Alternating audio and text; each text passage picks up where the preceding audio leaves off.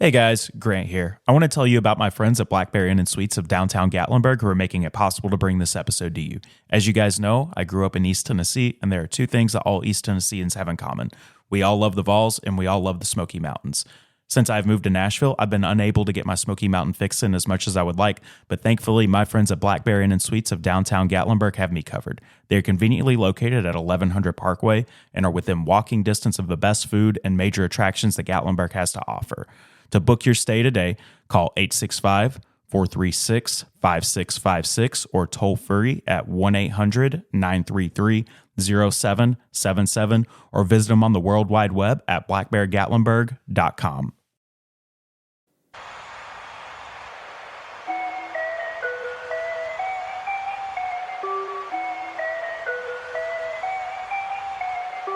Frank Bannon.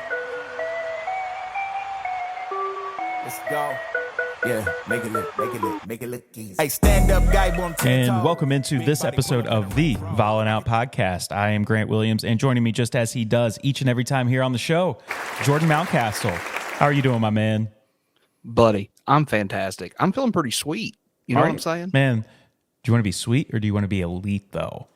I want to be elite. Hell, I want to be final as well. But, This is true. we'll get to that one, maybe here in a couple of days right there. But, man, what a game, if you can really call it that. I think it was more of a rock fight on Saturday night. Shoot, dude, I'm going to call that one a wrestling match. That was wild the other night, It's dude. the ugliest thing I've ever seen in my entire life. But, hey, a dub is a dub is a dub, my guy. But, man, we got a lot to unpack from this today. Vols whooping up on the horns, man. I want to talk a little bit of Basevols and what they've been able to do this past weekend over Ole Miss. Preview a little bit of that game they got coming up, I guess, here in a couple of hours at the time of this recording. But it will be yesterday by the time this is out to everybody. Talk a little bit of spring football, man. And then also, we got Charlie Johnson from Creighton 24/7 joining us later today. Heck yeah, dude. I'm looking forward to having Charlie on with us. He was real excited when we asked about having him on to talk some ball with us. So I'm excited to have him. I am too, man. I am too. But, man, let's just dive right on into this. And I think you're going to like this first graphic I pull up right here. I thought that you'd find that. Man, Vols say horns all the way down, beating up on Texas 62-58. Vols find a way to win despite a god-awful night of shooting. I don't even think horrible is the right word for that. Dude. Okay, so the Vols going into that game, going into it, no team had ever shot less than 15% from the three-point line and less than 35% overall from the field. Going into that game, they were 0-66. They're now 1-66. I'm glad that we were the one to be able to make that horrible stat be a thing right there. Better to be lucky than good, my man. Yeah, that is true, man. I mean, that's really what it was. I think if either team would have won that game, it would have been very lucky for either one of them because it was just an ugly basketball game all the way around. But, man, one thing that I like the most out of this, Santiago Vescovi becomes the all-time leader in steals for the University of Tennessee during this game as well. Yeah, man. Santi actually had a decent game the other night. Score points wise, it doesn't show, but he done all the other things that he needed to do. Yeah, and I mean, I'm happy he's able to get that. I don't think he's going to hang on to it for too long just because Zakai's coming right up on his heels right there. But get to hold it for 11 months. I'll be happy. Yeah, absolutely, man. I mean, how crazy is that to think that we have two guys that can break that record back to back on the same team? That's what's on crazy because Vincent Yarborough's held that record. I mean, man, shit, since I was a little kid. So it's good to get to see somebody else getting a crack at that one right there. You were shitting yellow then. Man, I really was. It's crazy how long that record stood right there. But then, man, the best thing out of this entire thing right here, Rick gets the best of Texas, who fired him because he couldn't take them to the Sweet 16. And look at where he's going, and his old school is not going. Texas is heading back to the house. Gus is going back to his fried chicken stand. Man, you know. It's crazy. It's just crazy how Texas fires Rick for that, and then look at where Tennessee is right now. Just great to have all that right there. But, man, kind of diving into just a couple of things from this game right here. So, ugly, ugly, ugly. Everything on my screen right now is ugly, including my face. But not as ugly as this right here. You know what? We both got faces for radio, man. Yeah, I think I just need to go work for the animal or something right there. I love you still, though. I love you Our too, mamas love brother. us too. They better. Shit, they better. Man, Tennessee shoots 33.8% from the field. Texas shoots 36.4% from the field. Man, Like how does that even happen? that's just, it's like, I don't know, man. I think my fourth graders have a better shooting percentage than that. Yeah, like I don't understand how Division I college basketball teams can have that bad of a shooting night. I mean, it was a great defensive game, but that's not what I want to watch. That's not what you want to watch. That's not what anybody wants to watch if we're being realistic when it comes to that. 3-point numbers, right. man. Texas shot 30.4% from the field. Not a horrible number, where Tennessee goes 3 of 25 and shoots 12%. You and I, let's just be honest, Grant. You and I could shoot better than that, sir, on a Nerf goal. Man, I would hope so. I would That's hope so. terrible. I'm a little bit rusty, so maybe not, but I don't know. You give me a week of practice, bro, and I'm gonna hit 70%. Just what I'm gonna do right now. I can go for 2 weeks and not touch a basketball. I go to the gym that first night, I'm lighting it up, son. After that, but that first night, you know how it goes. Oh, you yeah. know how it goes. Well, man, so diving into a couple of other numbers right here, the free throw numbers, man, for Tennessee, I mean, it wasn't bad. 15 of 18, 83.3%. Texas, 11 of 12, 91.7%. You know what, though, man? What that tells me, though, a lot of those free throws were shot late in the game. We were clutch. Tennessee was clutch. I mean, 15 of 18, man, I am not going to complain about that. No matter which way you look at it, there's no way to complain. Dalton, and Dalton put that game on ice late with those 2 free throws there at the end. That they were huge. Massive free throws from Dalton right there. Rebounds, man. 42 for Tennessee, 36 for Texas. Tennessee got 14 of those on the offensive end, where Texas got 7. That's the difference in the game right there, is those second chance points. It really is. We doubled them up on the offensive glass, and man, just heck of an effort, dude. Tobey, man, dude, I'm starting to fall in love with that kid's game more and more. He is built for tournament play, and we rode the shit out of him all year long. I think that's what's so funny, because everybody's falling in love with the kid right now. Oh yeah, man. Like, he's just, dude, I'm telling you what I like about him is in these games right here where it's knock down, drag out, dude, he gets down low and he bangs like a hurricane in a category 5 or like a screen door in a hurricane on a trailer. I'm just telling you. He really does. I screwed that up. But you know what I meant. I knew exactly what you're trying to say. I think everybody else does as well. Tobey, man, great performance from him. We'll dive into him whenever we get to the next side of the slides right here.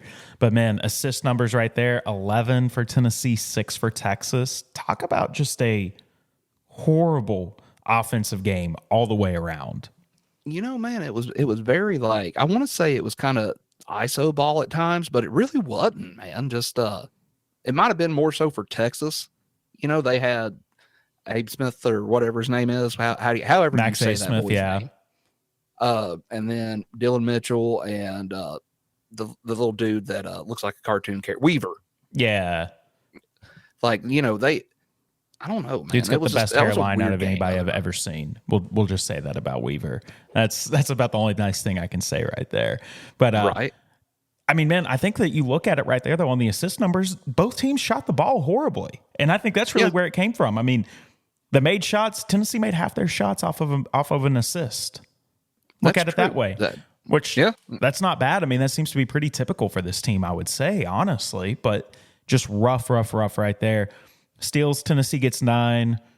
Longhorns get 5. Blocks tied at 3 for both teams. Total turnovers, Texas had 17, where Tennessee had 12. But here's the thing. Tennessee gets 15 points off turnovers, where Texas only gets 5. Yeah, that was huge, man. The defense was there for both teams the other night, man. I mean, both teams, you could tell how bad both teams wanted that game, man. They both wanted it so bad. They did, and the good guys won. That's all I care about at the end of the day. Fast break points, man. Texas beat Tennessee bad in that 11-4. Whew. Yeah, there was a couple of those, man, that were kind of, we made some lazy passes a couple of times, and that's where they got some of those at. I agree with you right there. Points in the paint, man. 20 for Texas, 36 for Tennessee. Love to see it. That means Jonas and Tobey are doing what they need to do. And then largest lead of the game, Tennessee had 12. Texas had 3 as their largest. And I want to say that 3 happened pretty early, if I'm thinking right. Open the game up with it. I believe you're right on that. I've slept a couple of days since then, so I don't exactly remember the very beginning, but I think it was at the very beginning. I think you're right. You know what, though, man? My favorite moment of that entire game, that flagrant one on Jordan Gainey, and the look that man had on his face. That was the best. That was the best. Jordan Gainey, I love it for you right there, bud. Love that for you right there. Diving into the box score for the Tennessee Volunteers in this one, Jonas Adu in 32 minutes shot 4 of 12 from the field, 3 of 4 from the line, 4 defensive boards for a total of 4. Didn't grab a single offensive one. 3 assists, 1 steal, 2 blocks, 2 turnovers, 1 foul, 11 points. I'll take it. I mean, that was just one of those games, man. Yeah, I mean, it just kind of worked out that way. Next guy, Dalton Connect, 37 minutes, 5 of 18 from the field, 1 of 8 from 3. He was breaking up a lot of threes, but everybody was. 7 of 8 from the line, 3 offensive boards, 6 defensive for a total of 9, 1 assist, 3 turnovers, 2 fouls, 18 points. And, he honestly got a lot of those, man, late in the game. And they were big. A lot of what? The rebounds or the points? The points. Yeah, I agree. They were important points, Mm-hmm. I agree with you right there. Man, the thing that stands out to me the most on this, though, I mean, and just diving into this right here, one other guy tied with Dalton for the most rebounds on the team. This kid's became an excellent rebounder as of late. Yeah. He's been rebounding the ball unbelievably. I mean, he's up towards the top of the list on the team every single time we do this. So just have to give our guys some kudos right there as to where they're at. Next guy up right here played 40 minutes. Zakai Ziegler, 2 of 12 from the field, 1 of 8 from 3, 1 of 2 from the line, 4 boards. They were all defensive, 7 assists, 3 steals, 4 turnovers, 6 points. Our man played some Iron Man ball. All right. It's 40 minutes. So, Rick went over to him and asked him if he needed to go out because the assistant coaches were saying, hey, you need to get Zakai some rest. He asked Zakai. Zakai was like, no, coach, I'm ready. I'm still ready to play. Yeah. Man. Yeah. I mean, you can, no good player ever wants to come out of the game. And honestly, I'm glad he did get those 40 in this time because he's got rest in between. He's got 5 days to, get some rest right there. So I don't think that this is as big of a deal right there. Next guy, man, and his minutes have drastically decreased from the beginning of the season. Santiago Vescovi in 20 minutes, 1 of 4 from the field, 0 of 3 from 3. No free throw attempts, which I don't even understand how that happens. 4 rebounds, 3 steals, 3 fouls, 2 points. You know what, though, man? Those 3 steals he got, I'll take 2 points any day. And he scored off of one of them. Just saying. I mean, I agree with you on that right there. It's just like, gosh, I want to see more from this guy because if you don't see more from him, that's going to be what sends Tennessee home inevitably when it does happen. If we don't get anything from the next guy. I agree. Josiah Jordan-James, 28 minutes, 4 of 8 from the field, 1 of 2 from 3, 4 offensive boards, 5 defensive for a total of 9, and tied Dalton for the high on the team for that. 1 turnover, 3 fouls, 9 points. That's what I want to see from Triple J. Yeah. I mean, that stat line is a rock solid stat line, man. And that's what we need. If we can get another 3 or 4 points out of Santi, we're good. I agree with you on that right there. I'm happy to see him getting to play good ball like that. That's what I want to see. And if you can get 5 to 6 points from Vescovi, I think you're fine. Yeah, especially because here's the thing too, man. You got to think Zakai's going to score 12 or 14. He just didn't. He couldn't get anything going the other night. No, not at all. And that was one of those things that you could really see right there. Moving on to the bench guys. Tobe Awaka, 11 minutes, 5 of 4 from the field, 2 of 2 from the line, 4 offensive boards, 1 defensive for a total of 5, 1 block, 1 turnover, 4 fouls, 10 points. Great game for the young man. The only knock I've got on Tobe is I think at times he gets a little too physical, which is not a bad thing, But There's not a going team that down the wants to play stretch- that kid in March, though. no, Not a single one. no. Because, dude, like I say, man, he was banging like a screen door in a hurricane down there the other night. I loved it. Loved it. Oh, it was great to see, man. That's what you want to see out of him. I'm going to skip over JP just because he only played 1 minute, and I don't really want to talk about goose eggs. Next guy, Jordan Gainey, 15 minutes, 1 of 5 from the field, 0 of 4 from 3, 2 of 2 from the line, 2 defensive boards for a total of 2 boards altogether, 2 steals, 4 points. And the moment of the game. Yeah, that is true. Well, man, if I had to pick a moment of the game, it's probably Dalton's massive dunk. But oh yeah, no, absolutely. And like, dude, I don't know if you saw it. Like today, this is Tuesday when we're recording. Just for everybody right here, did you see the Instagram post the team put out today of that dunk? No, I missed it. So you know, on Instagram, you can put multiple pictures up there, and you can slide your finger across the bottom, and it'll change it. Right. Well, they did that, but it's like 5 pictures of that dunk, and it like walks you through it right there, where he's just making that guy his son. I hope he don't forget him on Father's Day. That's all I know, because that was nasty, dude. He put down 2 nasty ones, really. Yeah, man. I'll send you that post when we get off here because you're going to be like, "Oh my god, that is crazy." Yeah, please do. Loved it. Jemiah Meshack, man, 16 minutes, 1 of 1 from the floor, 2 offensive boards, 1 defensive for a total of 3, 2 fouls, 2 points. His stuff doesn't show up on the stat line though. No, he done enough the other night. He was all over. Who was it? He was guarding. Was it Weaver? I think he was on A. Smith and Weaver both. Yeah, he was all over him though, man. Like like a cheap suit, son, all over him. Cheap suit, just like Calipari north of the border. Cheap slick suit. And there we go. Man, once again, Tennessee shoots 33.8% from the field, 12% from 3, 83.3% from the free throw line. Moving on to Texas, man, and there's only just a couple of guys I really want to talk about. Dessou is one of them. Yeah. 35 minutes, 4 of 18 from the field, 2 of 7 from 3, 2 of 2 from the line, 4 boards, 3 steals, 1 assist, 4 fouls, 12 points. He did well. He did, man. He had a good game. He's a tough matchup because he's not afraid to jump out and shoot the 3 ball. I mean, he took 7 shots, but he's a better shooter at that than 2 for 7. I agree. I agree with you completely on that. Max Avis, 34 minutes, 3 of 10 from the field, 2 of 6 from 3, 2 of 2 from the line, 8 boards. Wow, he had 8 boards. It doesn't even seem like he had that many. Yeah, he was balling the other night, dude. He hit a couple, and he hit a couple those. At least one of those 2 threes that he hit was a big one. Yeah, there towards the end, I was like, no.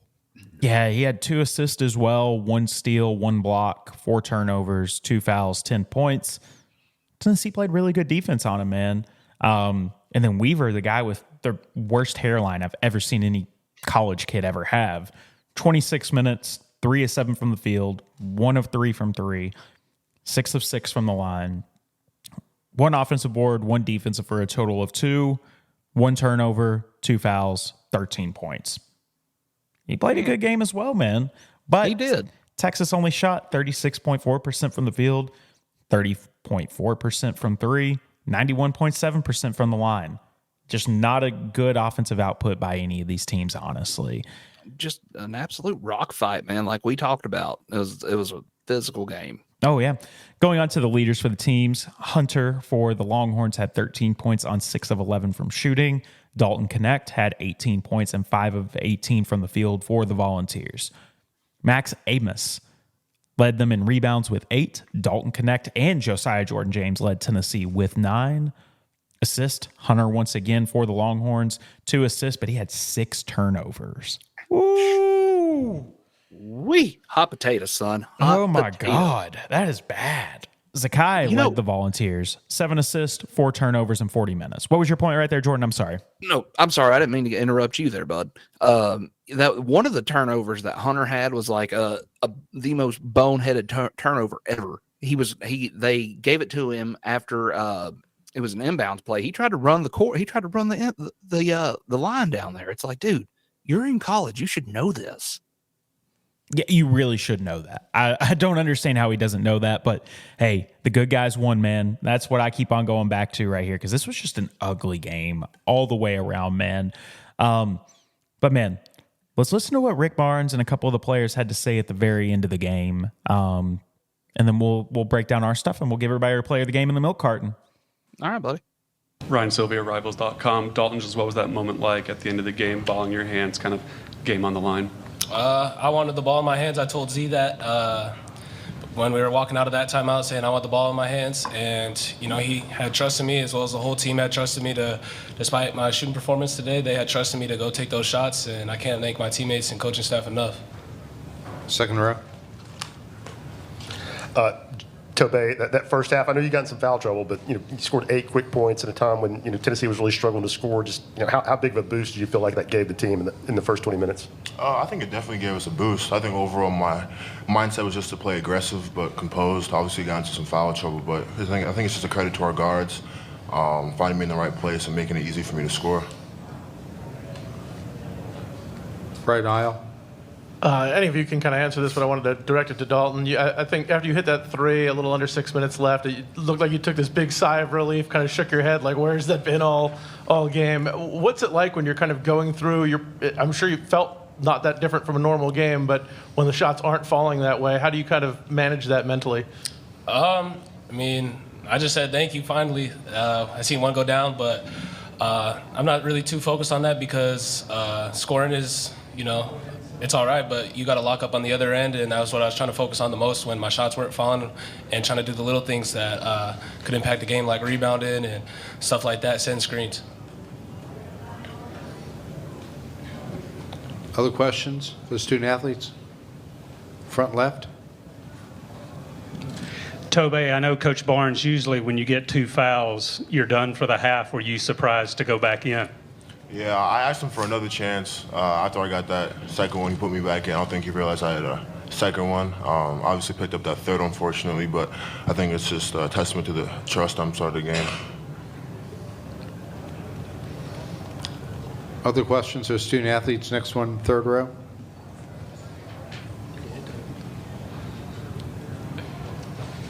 Dalton, anything defensively that they were doing differently to you? It looked like you maybe didn't get as many touches early on.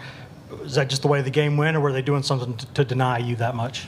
They were just playing physical defense. They were just running me off my screens and stuff and hedging the balls, making ball screens and making everything just super tough for me, contesting my shots. They played great team defense. They were in the gaps and, just get ready to go watch film with Coach and just learn from it. Learn to be that much better and, just get better. Second row. Josiah, you hadn't hit a three in a couple of games. I don't even think you took one Thursday. And for you to raise up and hit that one was a huge shot with just under 3 minutes left. What's going through your mind? What's your confidence level like as a player to take that shot in that situation? Yeah, my confidence level, first and foremost, it comes from the work that I put in. Each and every guy here, we believe that we're the hardest working team in the country. And so we get in situations like that, you just got to rely on your work. And then obviously my confidence comes from my coaches and my teammates. Every timeout, every huddle, they're telling everybody to be aggressive, stay confident. And so it just goes back to my work and obviously my teammates.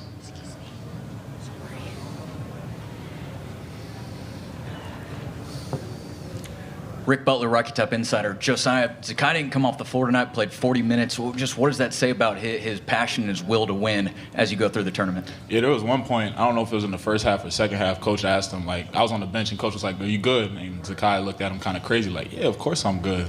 Why would you even ask me something like that? But he's just a superhero. We obviously wouldn't be in this position without his leadership, his aggressiveness. He's, the engine that unites us, and we thrive off of him. And for him to play 40 minutes in a situation like this, I don't think he would want to have it any other way. And that's just a testament to how tough he is. We'll take one more question for the student athlete. Back row.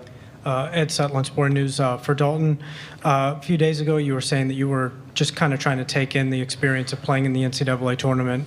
Now that you've had 2 games, you and Tennessee are looking to snap a streak of not making it to the Elite Eight. How have you kind of felt you've adjusted to playing in these games, and what have you learned from these first 2 that you think can help carry over to the next few? Just be a lot more physical. It's a grown man's game. Just be ready to go out and take the first or give the first hit, and just keep learning in film with Coach Barnes and the rest of the coaching staff, and as well as just going out there and competing with my teammates is just, we just going out there hooping and stuff.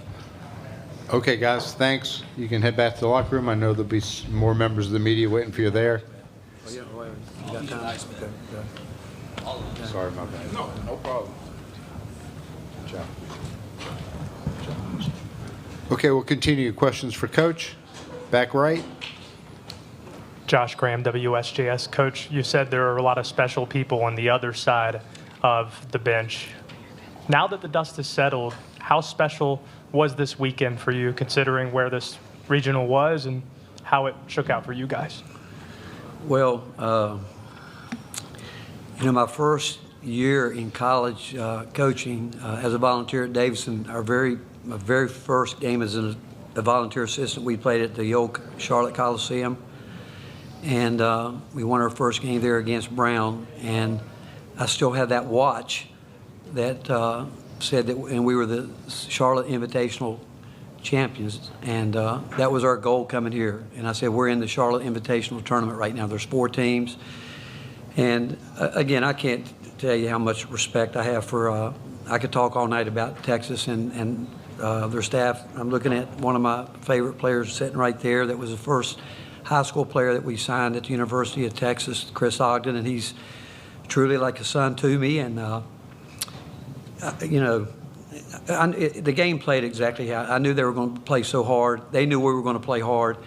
They did an incredible job on Dalton, and we knew shots were going to be hard to come by. We did feel it. If we could maybe get inside a little bit, thought we could get them in some ball screen, and we had some looks, and we knew they were going to go to a matchup at some point. We knew that was coming because the last time we played them, we saw it, and we got the shots that we thought we could get out of it and some back cuts. But I'm just, again, just so you know, that tournament was probably about, 45 years ago, or whatever it was, as long as I've been in it. But just proud of our team, but really proud of the effort of both teams. I thought both teams played their hearts out. And to win a game like this when you shoot as poorly as we did, and they had something to do with that. There were some shots that we forced, but their defense was there. But to win a game like this in this tournament, again, I'm just proud of the effort our guys put in there on the defensive end. 4th row right in front of us. Rick Butler, Rocky Top Insider. Rick, Josiah just told that story about you asking Zakai if he needed a break, him looking at you like you were a little crazy. Can you talk about that interaction and just what Zakai playing 40 minutes did for this team tonight? Well, I will tell you this, probably the most, and the coaches have learned to say it to me in a certain way. They will say to me, hey, Coach, it's 12:15 on the clock or 16, 10, whatever. Do you think we should get Zakai out? And my answer is, I'll ask him. And I do. I mean, I look at him. He's an Iron Man, and he never takes himself out in practice, and believe me, we practice hard. And I asked him, I said, you good? You good? And I trust him. And even though he had a tough night shooting the ball, it's just the little things that he does out there. The one stat that was probably good for us, I think their guards turned it over 10 times, and we got 10 extra shots, but and the points off the turnovers was really probably the difference in the game, really. But his pressure defensively, but to answer that question, he was tired because they had a rim shot on that last possession down there, and he was the guy that didn't block out, and he knows I'm going to get him for it because we kept talking about we can't ever leave this tournament with somebody not blocking out, and we were fortunate they missed that follow-up there at the end. 2nd row. Coach, you stole my thunder a little bit. You mentioned it, but you talked yesterday a lot about sometimes you don't shoot the ball well, but you play well, and people don't realize it. Was this just a classic example of that? Well, I think we played well defensively, and again, they do some really good things. And we wanted to take away the paint. We were obviously concerned about A. Smith. And I think Jemai Meshack did a good job. Santi did. We lost him one time. He does a really good job of some things we were concerned about. We saw that a lot of people wouldn't guard. Let me see here, make sure I get it right. Dylan Mitchell, and we were going to guard him. We believe in ball pressure because we watched a lot of teams stay back, and he does a good job. They got him really dribbling that, letting him come off, get some separation. We only gave that to him one time, and he hit it. And that was a big play at that point in time for them. But we again, we just kept talking about we're going to put it on our defense. We got to take the shots when we get them, but we've got to put it on and they did some good stuff at the end of the game, getting downhill. Z missed his closeout, and Tyrese went by him for some layups, and we gave him a couple no pass paint touches, which you can't give to anyone. But overall, is exactly the kind of game we thought it would play out to be. And that is what Rick Barnes and a host of players had to say at the end of the game on Saturday at the Spectrum Center in Charlotte, North Carolina. Jordan, what are your takeaways from what they said? Man, you could tell they were dog tired, buddy. Oh yeah. Tobey though, man, I'm falling more and more in love with that kid, man, and how he plays. And we've got him for quite a while now. He's got 2 more years left. I just hope that he doesn't hit the transfer portal like a lot of other players are doing, man.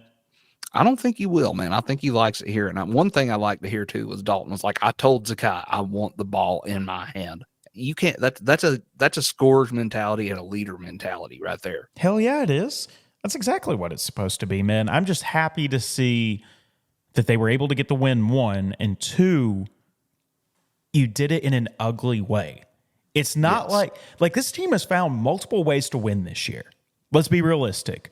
You can go to Kentucky and you can get in a scoring match. You can play slow it down, beat them to death ball with South Carolina. You can play slow it down, beat them to death ball with Alabama. You can do that with Texas. You can let your offense lead you. You can let your defense lead you.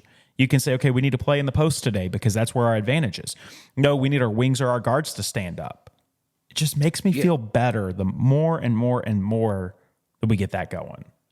Yeah, absolutely, man. And then too, the other night, man, we didn't get a whole lot out of Dalton. We got enough. And I'm not saying a bad thing about his game the other night. It was just one of those games. Texas did great covering him. I wonder if they listened to our buddies with the Longhorn Fan Battle podcast on our advice we gave them on how to stop them, because that's pretty much what they did.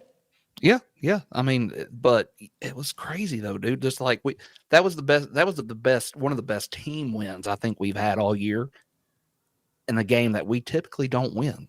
That's the biggest thing for me right there. And I will say, it's not probably one of the best team wins. That is the best team win, because guess what? You're still dancing, and there's, math is not my strong spot, but there were 64 teams and you're down to 16 right now.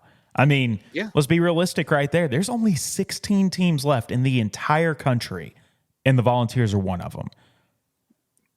It's great to be a Vol, buddy. It always is, man. But you know what time it is, since we just heard from the boys? Yo, buddy. Player of the game, man. We're going to go with a guy who's a very familiar face. And I said he had to drop 45 to be on here again, but he was the easiest one to go with. Dalton Connect, you are the Ballin' Out Podcast player of the game. Yes, sir.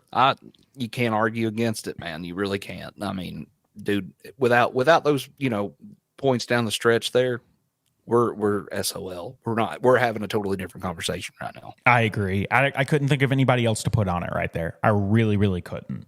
No, I mean, nobody else put up the points worthy of being on there. You know what I'm saying? I agree with you completely on that. But you know what that means, man? Milk carton kids. Who do you think is going to be on it? Oh, man, I got a feeling you might go with Meshack, but I don't know. It's going to be a face. It's all too familiar. Oh. Santiago Vescovi, you are on the Ballin' Out Podcast milk carton. Bruh. It's just a shooting night, man. It's because he's not been taking those open shots still. That is the reason why he's going to continue to be on it until the season's over with. That's true. That is true. I will say, though, game before that, though, he didn't have a problem shooting the ball. He was taking those shots. And I almost wonder if it's just because he just didn't feel comfortable doing it. Had a bad night against St. Peter's. And that's it. The bad nights keep turning into bad nights. And they've turned into a bad shooting year. You know what I mean? Yeah, and I just hate that this is his last year on Rocky Top, and there's a lot of people who are going to remember him for this year for whatever reason, and I don't understand why, because that's not the Santiago Vescovi that we all know and love at the end of the day. I'll tell you why, man, because as much as we love Tennessee athletics in general, It's a what have you done for me lately mentality around here, as opposed to what have you done for me. Yeah. I mean, that's honestly what it is. And how quick people forget, man. I don't forget what he did for us because for the past 4 years, he was the only guy willing to take a shot. Yeah, absolutely, man. Other than Kennedy Chandler. Kennedy was on the team for a year. Yeah. Let's be realistic there. I mean, it drives me crazy. Dude. Yeah. Man, it drives me crazy. But man, let's run to break. And we'll come back on the other end. We got a lot of stuff to talk about. There's a lot going on the Hill right now. There is, man, legit. Like, we got football, we got basketball, you name it, man. Hell yeah, we do. All right, guys, stay tuned, and we will be right back in. This next segment is brought to you by Three Kings of Cardboard, the go-to spot to upgrade your sports memorabilia collection. Check out their Facebook group and eBay page at Three Kings of Cardboard. I have dealt with them personally and will not deal with anybody else. My favorite item from them is my Jalen Wright 1-of-1 Bowman U Superfractor that they have pulled me. Check out our friends at Three Kings of Cardboard today.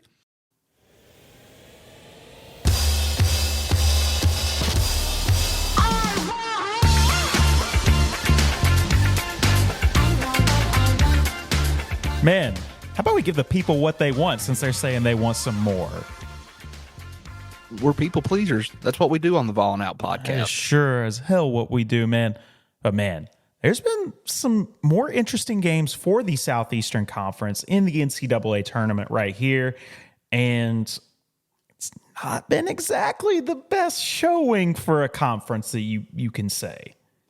No, I almost want to argue that maybe the SEC wasn't as deep as we thought it was.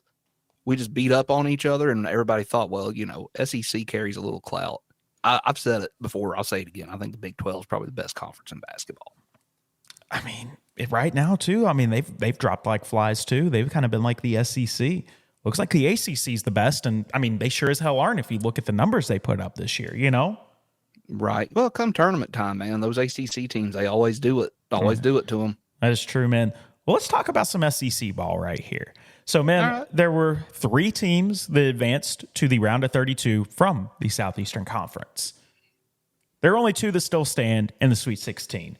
We're going to tell you how we got there. Volunteers did beat up on the Texas Longhorns with a final score of 62-58. Check out the first segment if you guys want the full recap of that game. Second game, horns down all the way. That's just how it goes right there. Alabama, man. Like, why are they still playing, man? I don't want them playing.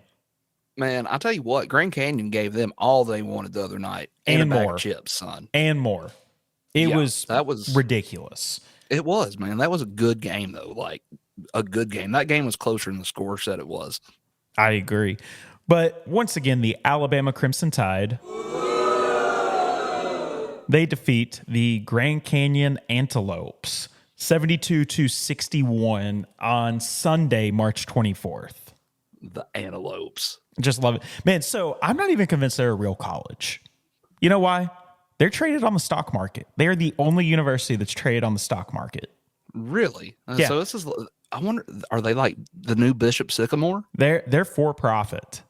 So they're real. Hell yeah. They're a real school. I mean, we see their commercials on TV all the time. Grand Canyon University. I didn't even know they had a real campus. I thought it was all an online school. Hell, it might be, man. We just don't know. I mean, I think they'd have to be in person if they got basketball. Yeah, well, it could just be a bunch of guys that they're like, hey guys, let's just make a Grand Canyon University jersey. Let's go out here. Let's go play some ball. We'll make the NCAA tournament. Yeah, I mean, they did, man. They hired Bryce Drew from Vanderbilt. He was the coach of Vanderbilt before they hired Stackhouse, and interesting enough. That was a good hire. Great hire. I like Bryce Drew. I think he's a great coach, and I think he's got a very good future. And we'll talk about Vanderbilt because they've hired a new basketball coach, and I do want to talk about that a little bit too after we dive into some football stuff. Next game that we've got over here is the Houston Cougars and the Texas A&M Aggies. Too many Texas teams, man. Too many Texas teams. The whole damn state of Texas is in this tournament, brother. It's what it feels like, man, honestly. But the Cougars get the best of the Aggies in overtime with a final score of 100-95, and they send Buzz Williams packing. Yeah, I wish. At one point, I thought he was legitimately going out at the free throw line to call a timeout. I was hoping somebody was going to deck him. Man, that guy right there. I don't understand him. I don't. He's the weirdest coach I've ever seen in my life. And okay, so we talk about it in football too. There's several coaches with a very punchable face. He's one of Buzz. them. Yes. Like I could walk. You can tell just by looking at him. He kind of looks like he'd be a prick. Yeah, I think so. I mean, it's the glasses, and he doesn't skip arm day. That's for sure. No, he don't. That's the only thing he doesn't skip, I think. I mean, look at his legs. His legs look like chicken wings, man. Birdman. Yeah. What other games from the round of 32 kind of stood out to you, man? I'm going to give you my best game right here, and it's one of them I talked about. Houston and Texas A&M. Wade Taylor tried to will them back into that game. He did everything he could. And then, honestly, that Alabama Grand Canyon game was those were the two best games so far of the tournament, in my opinion, other than seeing Kentucky get beat by the Golden Grizzlies. Speaking of Kentucky, I think they met with Calipari today. But that Oakland, there's three I want to touch on. One with the team you just spoke about, them and NC State. DJ Burns, dude, he's carrying them, and he's big enough to do it. Man, so did you see the other day how he has a side hustle where he owns vending machines? That does not surprise me. A guy that big. Stature, right? Good Lord, he's a big boy. He is, man. He don't push away from the dinner table too many times. I can tell you that. No. But that was one of them. Again, you mentioned one of the ones I would have mentioned too. What that Texas A&M Houston game that was a thriller. The team we played next, though, man, Creighton and Oregon. That was a great game. Creighton opened that. Creighton went on a 15-2 run in overtime to win that game. Yeah, I mean, that was a fun one, man. That was a really fun game. Honestly, all the games in the round of 32 were pretty good for the most part. Yeah, with the exception of Gonzaga just absolutely dragging Kansas. I mean, drug them, son. And then did you hear what Bill Self said after the game? He's like, I've been thinking about next year since 3 weeks ago. It's like, dude, really? Right? I don't understand why you would say that. That's a man that is 150% secure in his job. Hey, I wish I felt that secure in anything I do in life to be able to say that. Right. And then, San Diego State, good God, dude, they just absolutely spanked Yale. Yeah, they did, man. That was crazy right there. So, man, there's a couple things I want to talk about when it comes to SEC hoops. And actually, let's just go ahead and dive into it right now with the coaching changes that are going on and this right here. So, Calipari still has a job as of right now. I don't think he's going to keep his job, just me personally. I hope he gets out of there. I don't want him there other than the fact that we can beat him. Yeah. It's a popular rumor, man. And I mean, I just hope they don't get one of the guys, except Patino, that we talked about on the last episode. It sounds like Patino. I mean, there seems to be some sort of traction there. Every single time I read something about it, somebody's pushing for that to happen. I think they're getting caught up on namesake. Let them do it. By all means, let them do it. I don't know how that man could have a big-time job ever again. Now, here's a name that I think this is going to surprise you with what I tell you about right here. But it's a guy who's been linked to the Kentucky job, and it's Mr. Bruce Pearl. Mm-hmm. So he's been at Auburn for 10 years. It's been that long? It really has. Now, I don't think Kentucky fans would want him after I say what I'm about to say. No, let's hear it. He's been at Auburn for 10 years. He's made the tournament 6 times in those 10 years. So really, really good. He inherited a horrible program. There was 1 year where they were not eligible to be in the tournament due to postseason bans as well. He got in trouble down there, just like he did in Knoxville. Auburn, in those tournaments, they've had one Final Four run. We all remember that. They've left in the round of 32 twice. And they've had 2 first-round exits in that time as well. Sorry, that's 3 exits in the second round, 2 exits in the first round, 1 Final Four. That's all he's done. That's not an upgrade to what they've got. It's not an upgrade to what we've got either. Exactly. That's why I wanted to throw that in there. Because people want to sit here and complain about Bruce Pearl and complain about Bruce Pearl not being at Tennessee anymore. Hell, we all want Bruce Pearl at Tennessee.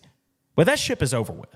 It's never coming back. I wish he would have never been fired, and we would have never went through the Conzo Martin years or the Donnie Tyndall year. But guess what? We did. And we're better off now because we got a better human being controlling the program. Let's just be realistic. You know, it seems to work out for us that way in just about every sport. I mean, you think about it with, you know, like you said there, and then in football, we've been through Bujo, Coach Cornbread, Dooley. I mean, you name it, man. And here we are with who we think we've got as our guy, I think. You know what I mean? So. But man, it's just kind of crazy that people want to sit here and bash Rick Barnes. You look at what he's done, man, since he's been at Tennessee. He's had better tournament success than Bruce Pearl has, other than that 1 year where Bruce went to the Final Four. And of course, that's all people care about. But it just kind of drives me crazy on that. Now, speaking of Conzo Martin, you heard he accepted a job yesterday, didn't you? I seen that. I can't remember where it was, but I seen that. He is going back to Missouri State, where he was the head man before he was hired at Tennessee. Good for him. I think that's a good fit for him, man. I'm happy to see him be able to get that. And, you know, he's not that bad of a coach. No, he's not. He just, I think the stage here at Tennessee was too big for him and the SEC in general. I was going to say, I think it was that way. I think the SEC is just not the conference for him, which is fine. You know, I don't think any of us really care that much, you know, but just something I wanted to toss out there. And then also, you know, Vanderbilt hired a coach the other day. Yes, sir. I seen that as well. They hired up our guy from James Madison University. Nice. And he's done well. I'm trying to look up his name. I thought I had it in my notes, so I apologize on that real quick. No, you're good. It's been one of those things. This has been a weird coaching year, too. I mean, we had one guy get fired and then coach in the NCAA tournament. Right. Then I'm wanting to say the Washington State coach took what job did he take? Did you see it? I saw that pop up yesterday, but I cannot recall. It's Stanford. Yes. Like he just, these guys, to me, whenever I see stuff like that, I'm like, these guys are coaching these games knowing they're not going to be here after they lose. I'll tell you this thing about Washington State. You know why he's leaving. It's because they don't have a conference next year. Yeah, that's the only reason why he's doing it, I think. I don't think he'd leave there for a lateral move because it's pretty much the same move, if you ask me. So Vanderbilt hired Mark Byington, who was at JMU. Now, here's my question for you. Why would he downgrade on his job that bad? I think JMU's a better job than Vanderbilt, personally. You know, on paper, you know, I mean, JMU won, 31 games this year? Yeah. I think it's the SEC lore, like, yeah, because it don't matter where you're at. You can't build a winner at Vanderbilt though, because what's going to happen is, I mean, he's taken that job because one, obviously, there's more money. Two, sure, it's a bigger job. But I would rather stay at James Madison if it was me, for the simple reason of I can win here. I cannot win at Vanderbilt. No matter what I do, I can't win at Vanderbilt. You know, Kevin Stallings done pretty well. He's the only one who's ever won there. The only one. And yeah, you're right. And they ran him out of town. I think that shows that he can that it can be done. And I think if you're good enough, you can go do it. And I'm thinking dudes looked at it like, okay, this is more of the competitor in me. I want to go play against the best of the best. I'm not getting that at James Madison. If I do that, this is a stepping stone job for me. He could end up somewhere bigger than Vanderbilt. And if he does well there, he will. Yeah, I mean, that is true. I don't think Vanderbilt fans can ever be happy. I mean, their 3 fans are never going to be happy with anything because they can't win. It just is what it is. If it's me, I probably wait around because I think there's going to be a better job that comes your way. That's all I'm going to say. Well, you got a good point there, because here's also the flip side of that. Play devil's advocate. You stay there one more year, you have another successful year, another tournament run. Maybe next year they keep Cal one more year. Kentucky comes calling. Who Tennessee knows? comes calling after Rick hangs it up. I mean, there's a lot of different schools right there. Honestly, though, if I'm the guy at JMU, I would have said, okay, Dusty May just went to Michigan, coach at FAU. I think that FAU's a better job than Vanderbilt, just personally. Well, you know, I mean, it's crazy, dude, because some of these mid-majors, basketball's the exception to the rule. Some of these mid-major jobs are better jobs than, you know, some of these lower-tier Power 5 conferences. Yeah. Plain and simple. It really is. Like, I would rather be the coach at FAU or James Madison or Duquesne or ship my ass out to Wichita State. Yeah, something like that. Hell, I'd rather be the coach at the University of Memphis than be the coach at Vanderbilt, and I hate the University of Memphis. I will take the Walter State Community College job before I take Vanderbilt. Yeah, I just don't think that that's a really good move for this guy, because what's going to happen is going to be the same thing as Bryce Drew. He comes in, was a hot commodity, out after 3 years, and then he's coaching at Grand Canyon. Just, you know what? I'll do you one better. I'll do you one better. I'll keep coaching my fourth graders for free before I take that Vanderbilt job. There you go, man. Well, Jordan, tell us a little bit about the Basevols, man. What did they do over the weekend, and were there any home runs in that game? Oh, gosh, buddy. There was plenty of them, man. They started their 8-game homestead this weekend. Vols were all over Ole Miss on Friday, 15-3. Christian Moore, 2 home runs. Kavaris Tears, 1 home run. Curley and Villanueva, 1 home run apiece, man. I can't hit the home run button fast enough over here. I'm just like, yeah. You're just gonna have to hit one long drawn out one. I'm just gonna have to keep it on a loop. Yeah. AJ Causey, he moved to 5-0 on the year on 5 2/3 pitched, had 6 strikeouts. Solid game by him, man. And then Saturday, they had a good opportunity to absolutely sweep the series, get the Bruins out. Blew a lead in the 9th. They batted in 4 runs in the 9th inning. It was 5-4 going in. Pitching, man. That's what it boils down to. It's been the biggest problem for this team, and it will continue be. It'll be what sends them home whenever they're in the College World Series or just in the tournament in general. Yeah, absolutely, man. And then too, I don't know what happened, but the pitching coach got ejected in the 6th inning. Tim Anderson? Yeah. No, Frank Anderson. He got ejected?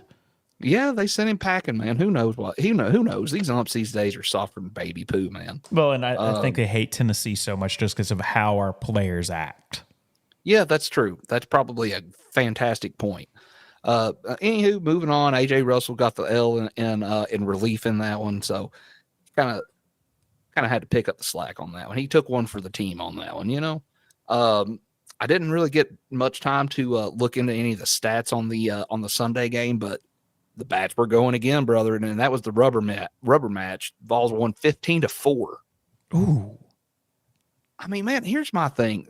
Just, from what we've kind of touched on them so far this year, it seems like we either absolutely demolish somebody or we lose in a close one. Like, there's no in between. Yeah. That's really what it seems like with this team so far this year. But I'll go back even further and say this. I think that's kind of what it's been under Tony Vitello at Tennessee, though. Yeah, it's either feast or famine at the plate, man. It's either feast or famine, and that's not, like we said, that's going to get us beat come tournament time. Yeah, and that's going to be what inevitably sends the team home, unfortunately. Yeah, I mean, and it sucks because they're better than that. And I tell you what, though, it's still early in the year. If they can get those pitching woes figured out, maybe get tweak that rotation a little bit more, figure out who they want to put where, mid relief, late relief, closer. I mean, I think we know who our closer is, Kirby. That's easy right there. Yeah. I don't think it's starting pitching, and I don't think it's your closer. It's that rotation you've got in the middle. I think that's what it is. And if they can get it figured out, they're going to be just fine. If there's any coach on campus right now that I trust to figure it out, it's Tony. I mean, let's just be realistic. It's hard not to. He's done a little bit of everything. It's hard to not trust anybody. Since he's been in Knoxville. Trust in him. So, well, man, I think that's our baseball recap. Is it time to talk a little bit of football, man? Oh, buddy, I thought you'd never ask. Man, so Tennessee's pro day is today, actually. Really? So got lots of guys competing in it later today. Today as in Wednesday, which is when this episode is going to release. Anyways, the following guys will be competing in pro day: Aaron Beasley, Charles Campbell, McAllen Castle, Jeremiah Crawford, Karat Garland, Kamal Haddon, Gabe Judy Lawley, Ramel Keaton, Ollie Lane, Jalen McCullough, Joe Milton III, Jabari Small, Jacob Warren, D. Williams, and last but certainly not least, Jalen Wright. Man.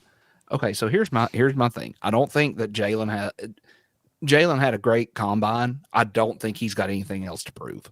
No. I really don't. Dude is lightning quick. You blink, you'll miss him. And he's got the power. Joe Milton has a lot to gain from this pro day. I think Ramel Keaton does. And Kamal Haddon. Even though Kamal played great when he was in last year, they're going to want to know that he come back off of that knee injury completely healthy. I don't think Kamal Haddon has anything to really prove. And my reason being for that is you look at the numbers through what he played before he got put out with, I think it was a shoulder injury against Alabama. He was the best corner, not just in the SEC, but in the entire country whenever the ball was thrown his way. You're right. I mainly think that just because they're going to want to know he's healthy. Because if he's healthy, somebody's going to spend a first round pick on him. I think that's already a guarantee at this point, man. I don't think he really has a lot to prove. I think the two guys, and I think you hit the nail on the head with the other ones. Joe Milton has by far the most to gain from this, because what's going to happen is he's going to go out there and he's going to be like, yeah, I'm a social media star. I can throw the ball 90 yards. You want to see if I can throw it over them mountains over there? He's going to do it. And then somebody's going to get googly hard eyes and just go crazy over him. And then they're going to have the worst quarterback in the NFL on their roster because they made a stupid decision. That's impossible, man. Anthony Richardson's on a roster. That kid can ball. That kid can ball. Joe can't. Joe is horrible, man. Like, this is my thing on this. Everybody is so enamored by what Joe can do, how far he can throw the ball. Hell, I was one of them. I'll be the first person to say that. He's not a good football player because the processing speed is like the Apple logo that spins whenever it's buffering. That's kind of like what goes on upstairs for him whenever he's trying to read the field. Not calling him stupid. I think we all can kind of agree with that, though, is the processing speed is not there to what you need to be. Now, I think a team will take a chance on him because somebody needs a quarterback. And if you're the one who can figure it out with Joe Milton, you've got the best quarterback in the entire world if you can figure it out. I would agree with that and I think somebody will because, dude, he's got the measurables. I don't think there's any question there. He's got the size. Hell, man, he's got speed to run. We've seen it. He can run whenever he gets on his horse. So here's my thing. Why couldn't Josh Heupel be the one to figure it out? I think Josh knew what he had and didn't want to push his limitations. I don't know. Maybe I don't know, man. It seemed like a lot of the times it was one maybe the second read. And if it come down to it and you didn't have your second read, it was either take the sack or let's just chuck it 40 yards downfield, 50 yards, 60 yards, whatever. And hope it just didn't land. And hope it just didn't land in somebody else's hands, you know? The problem was that's what happened. I think Joe's the guy who can gain the most from this. I really do, because somebody's going to fall in love with him stupidly.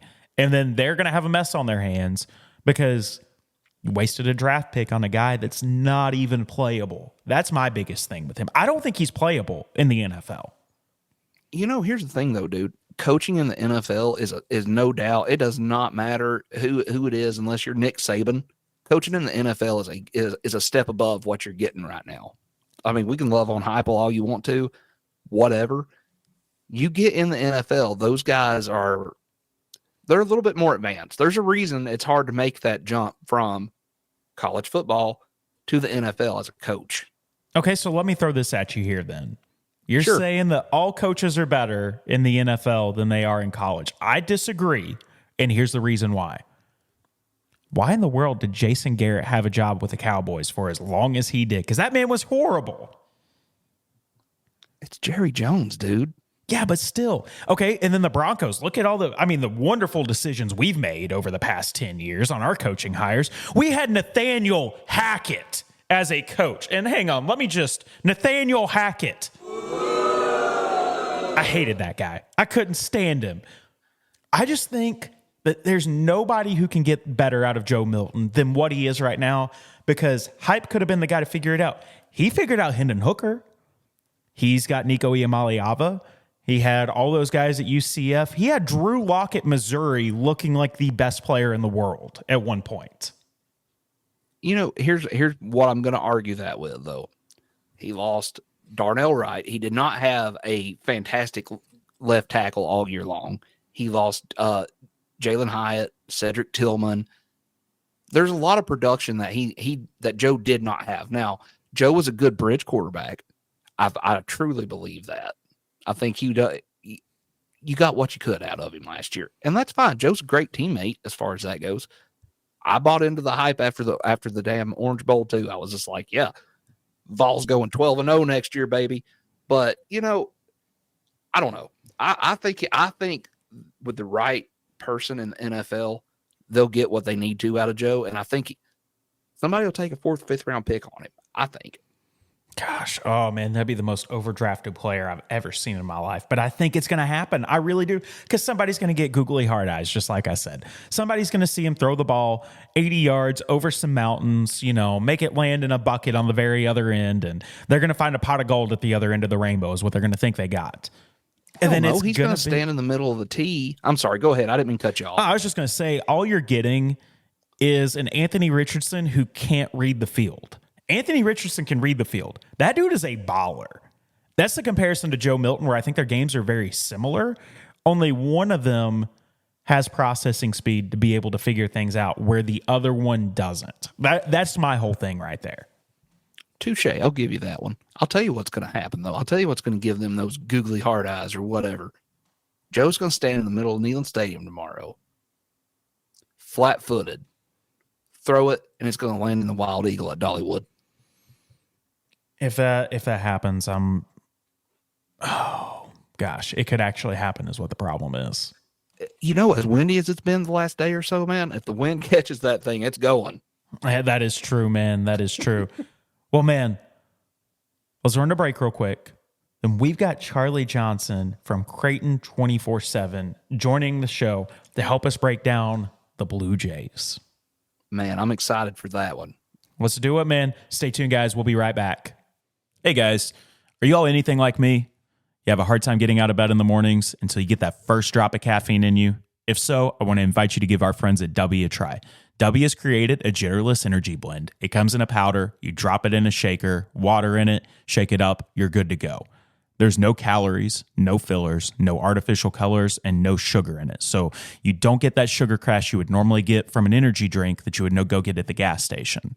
My favorite flavor is Beach and Peach, which is a white mango peach. And let me tell you guys, this stuff tastes amazing. If you guys want to give them a try, go to w.gg on your web browser and type in promo code VALLINOUT for 10% off. VAWLINOUT for 10% off.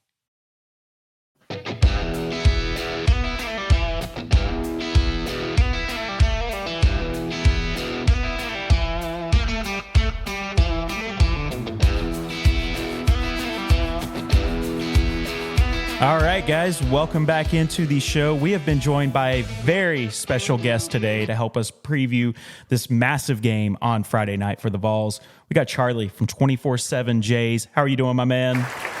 Feeling good. Happy to be here. Ready to talk some basketball. This is the game I was most excited for when the bracket came out, and I'm happy that both teams got it done and were able to get here.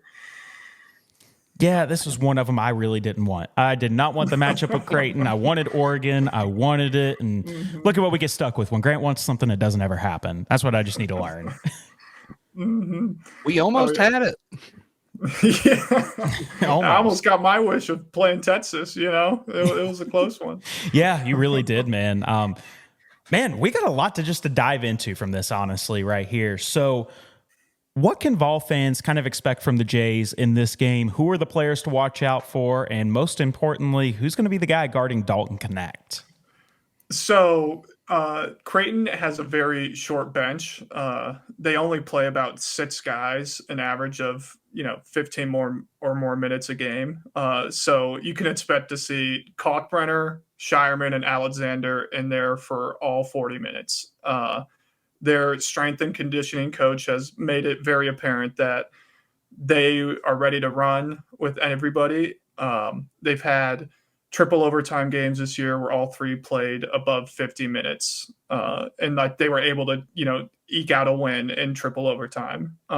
So these guys are ready to, play the whole game if need be and put pressure on the Tennessee bench whenever they come in. They like to, work around their substitutions with the media timeouts. But, if Tennessee pulls some reserves out there when Creighton's starting 5 is out there, they like to have fun. In regards to Connect, I don't really know if anybody's going to stop him necessarily, but I think either Baylor or Trey Alexander would get the duties of picking him up. Baylor's got that size. I think he might have an inch on him, but pretty similar builds. And Trey's, your 6'4" with a 6'10" wingspan, long guard, who can, get up in your jersey, put some pressure on you, make it uncomfortable. So I think you'll see a healthy dose of both of them. Just because I'm worried if you leave one on for too long, Dalton may find what works for him. And I don't want that to happen, me personally. We do. Yeah, we need it to happen. Let's be realistic right there. If Dalton goes cold, Tennessee's cooked. I mean, I've said it all year long. It's going to be bad in the tournament if he goes cold.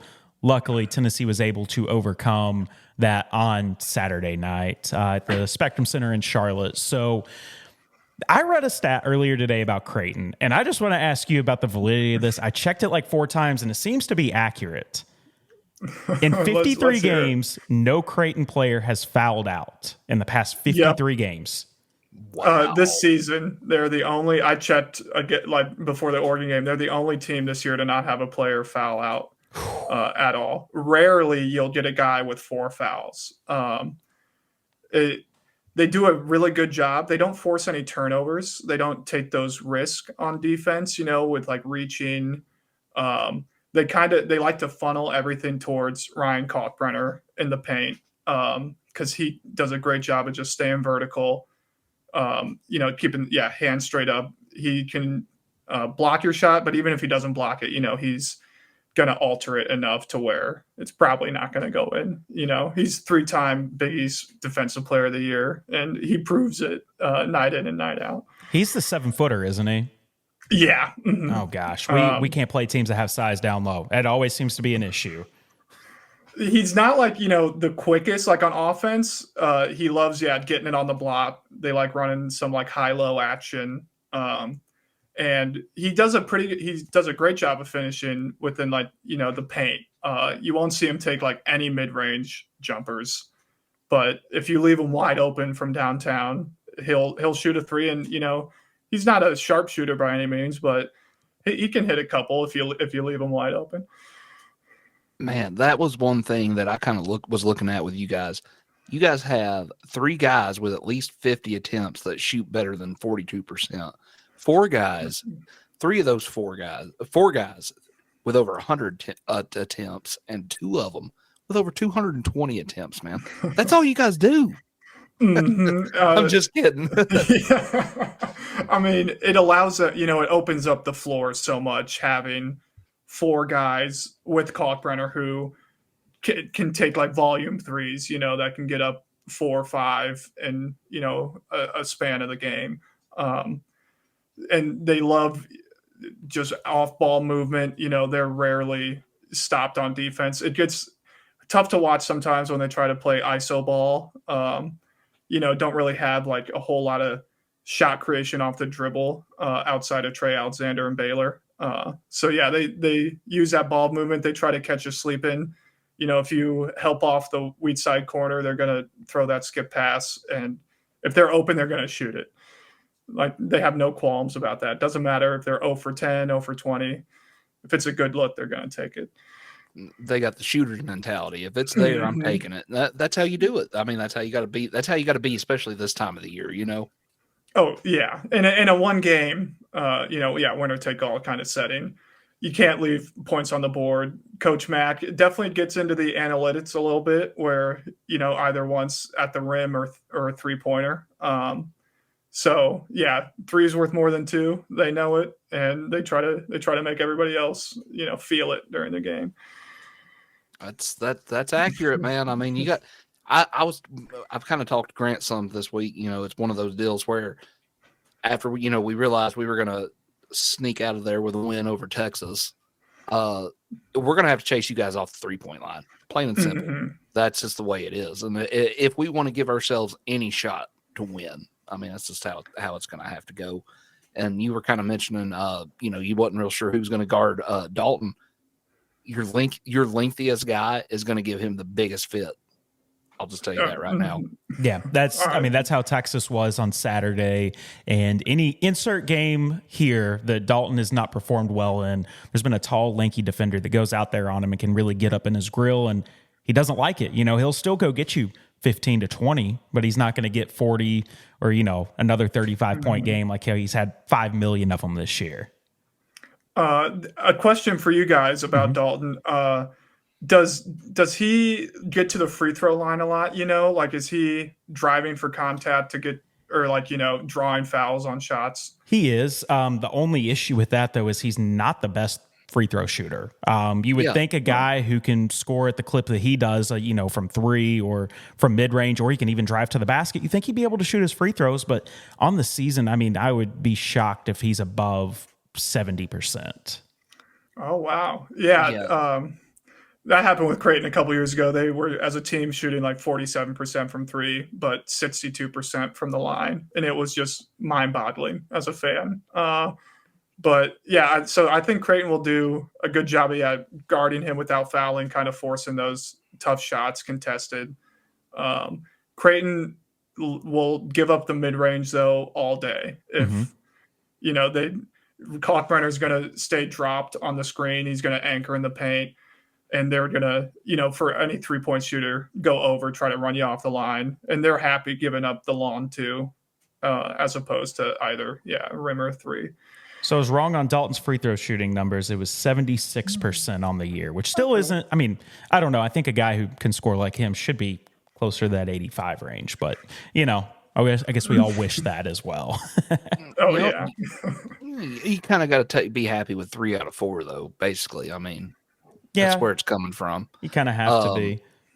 I'll tell you who you don't foul in the last 3 minutes of the game if it's close, and that's Zakai Ziegler. Or Jordan Gainey. Yeah, they're money there's good money in the bank, son. Late. Yeah, that matchup, that point guard matchup is, keeping me up at night a little bit. Ashworth is, grad transfer from Utah State, so his first year with this team. He struggled initially to get adapted to the play style and just kind of, the mesh of things. He's gotten a lot better as the season's gone on, but these 2 tournament games, the Jays have been a little lackadaisical with their passes, not really taking care of the ball as well as you'd want them to in these do or die situations. So, that matchup, I think, could be a deciding factor. I believe so as well. I mean, Zakai's the head of the snake. If you guys can cut him off early, that's what's going to help Tennessee be able to get this game right here. So looking at ESPN Matchup Predictor right now, at the time of this recording, it's got Tennessee at a 57.7% chance to win the game with a spread of 2.5 in Tennessee's favor. What do you like in this one, Charlie? I mean, it's hard to not let my Blue Jay bias seep through, but I mean, the line, I wouldn't be surprised if it was just an even spread. I just agree. 50-50. I mean, it might as well be even if Tennessee wins by 2, a whole number of things could happen. But if I don't sports bet, if I was a betting man, I'd take Creighton money line for the value. So since you're saying take Creighton on the money line, tell us this, what's your score prediction? I'm going to go Creighton 73, Tennessee 70. It's kind of where I'm sitting at too, honestly.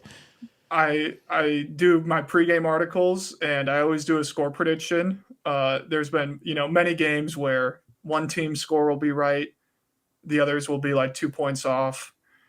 When Creighton lost to Providence in the Big East tournament, I had the score right, but I had the teams wrong. So, one of these days we're gonna get there. There we go. I'm going out on a limb. Vols by 50. Just kidding. Just kidding. Oh, I mean, if that's the case, then hopefully I can go to bed early on Saturday or on Friday night. Yeah, man, this is a late one. I mean, I live in Central Time. I'm out here in Nashville. 9:09 p.m. tip on True TV, or TBS, whichever one it is. It says True TV/TBS on ESPN right now. So maybe they're going to show it on both. I don't know. But that game right there, man, this one has been the one that scared me the most, honestly, in that region right there, because I think Tennessee could get past Purdue if they play Purdue again. You're not going to beat the same team twice, not especially a good team twice. This one right here has been the one that I'm like, oh, I did not want this matchup. I wanted anybody else. I was hoping y'all get upset in the first round so we didn't have to see it, but here we are, and we got to play the hand that's been dealt to us right here. Man, it's just going to be a great game. It's going to be a fun one. Oh, yeah. Anything could happen. Creighton could go out there, start, 8 of 10 from 3, or, they could shoot 1 of 13 in the first half from 3 and, put up 19 points. We saw that in Akron, and the Akron game, the first half was just an offensive explosion. Both teams were just hitting everything. And, I got real scared. I just wanted to make it to Oregon or South Carolina at that point. Be lucky you did get South Carolina. That team is rough. I mean, I wanted Oregon for the storylines of Creighton's old coach at Oregon, revenge for the 2011 CBI, but my God, they almost made me eat my words with Kuznard. My goodness. So one other thing I got for you, man, before we let you run right here. So I'm looking at the schedule right here, and there's one team that you guys lost to twice that I think is pretty interesting on this, and that's Providence. And the reason why I say that, and I'm not sure if you're aware, Kim English, who is the head coach at Providence, was at Tennessee for 2 years. He plays a very similar style of ball like Tennessee likes to play, really hard-nosed defense. You take the open three, try to work the ball inside and kick it back outside. What went wrong in those games for the Blue Jays to drop those 2 games to the Friars? So the first game on the road went to overtime and they lost. So that one I feel like they could have won. Any other play goes a different way in regulation. So left that game not with an awful taste in my mouth. That Big East tournament game, just that ball pressure that Providence puts on the primary ball handler or whoever's dribbling it up court, they are just relentless. Like, you're never going to get a Providence team that, is threw the towel in early. Kim doesn't play that because he doesn't coach that way and he didn't play that way either.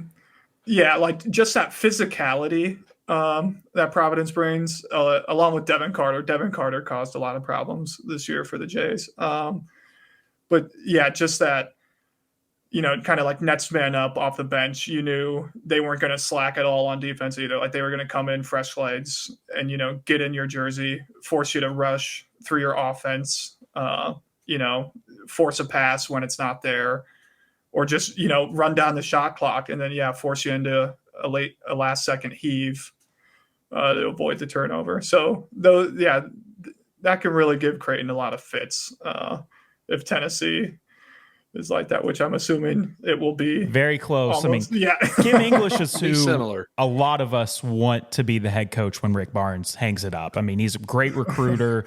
He was an NBA player too. Like, he was going battling his players who were in the portal, being like, "I'll play you one-on-one, and if I win, you can't leave." And they're like, "Okay." And he beat all the kids. So he's a great guy. He's a young guy, and I hope that guy's wearing orange sometime soon. But man, one other thing I've got right here, because I just remembered this game's in Michigan. Jordan, this is kind of for you right here as well. Did you know Tennessee has never won a game inside the state of Michigan in the regular season? What? Or in tournament play. Yeah. So the Vols are all-time 0-4 at the University of Michigan, 0-2 at Michigan State, 0-1 at Oakland. If you remember that one, Jordan, Bruce Pearl took that team up there and lost. Yes. 0-1 at Detroit Mercy, which was Detroit University at the time. That was back in the 20s. And then 0-2 at Wayne State, which was the College of Detroit back in the day. So that's something to be concerned about. Maybe there's a monkey on our back when it comes to the state of Michigan, but I'm hoping that Charlie's the one who's upset and it's not us. Well, boys, you know what I always say, there's a first time for everything. Yeah. Let's hope that Grant and I hope it's this weekend. Charlie, probably not so much. He hopes it's Hey, next year sometime. I got one for you guys too. Greg McDermott and Rick Barnes, they're no strangers to each other. They faced each other in the Big 12 when Greg was at Iowa State and Rick was at Texas, and Greg has never beat Rick Barnes. So something's got to give. Yeah. So this is a wash. Mm-hmm. Oh, so this is something's got to give right here.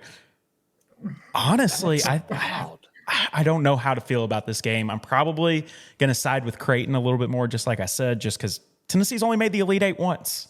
I mean, let's be realistic. And these two programs are very similar. Tennessee's made the tournament one more time than Creighton has.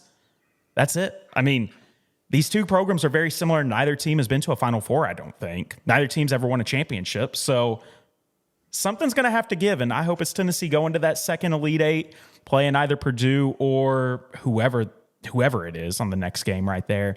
But I think that this one's going to be a fun one, guys. I really am excited for it. But Charlie, where can our listeners and viewers find you at on the socials? So my Twitter handle is Charlie247Js.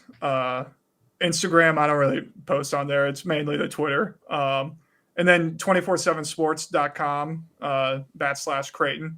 They'll find my articles on there. Yeah, but I'm just excited for this game too. I can't wait. I want it to be Friday night already. Same. More reasons than one, but I'm ready for it to be Friday.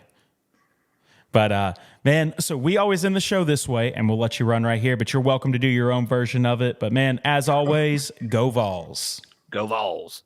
Jay's Y90. I'll end with that. Oh.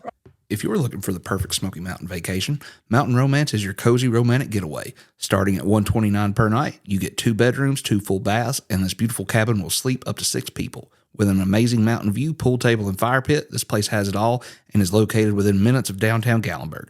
To inquire, go to Airbnb and search for Mountain Romance or email bearslair2021@gmail.com.